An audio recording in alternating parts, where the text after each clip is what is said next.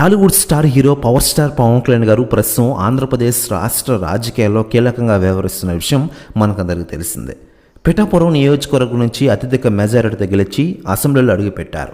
తద్వారా ఆయన deputy CM హోదాలో చేస్తున్న విషయం మనకందరికీ తెలిసిందే.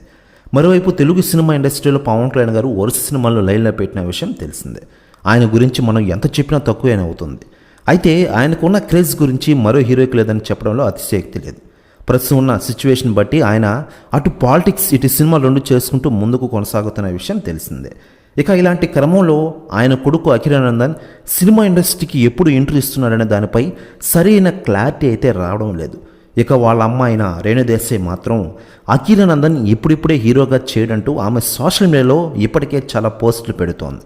మరి పవన్ కళ్యాణ్ గారి అభిమానులు మాత్రం అఖిరా ఎంట్రీ ఇస్తే చూడాలని చాలా ఉత్సాహాన్ని వ్యక్తం చేస్తున్న విషయం విదితమే. మరి ఇలాంటి క్రమంలో అఖిరా ఎంట్రీ ఉంటుందా లేదా ఒకవేళ ఉంటే ఎప్పుడు ఉంటుందనే దాని మీదనే ఇప్పుడు సర్వత్రా ఆసక్తి అయితే నెలకొన్న విషయం మనకందరికీ తెలిసిందే. అదే లేటెస్ట్గా అందుతున్న సమాచారం ప్రకారం అఖిరానందన్ కోసం దర్శకధీరుడు ఎస్ఎస్ రాజమౌళి గారు రంగంలోకి దిగుతున్నారట.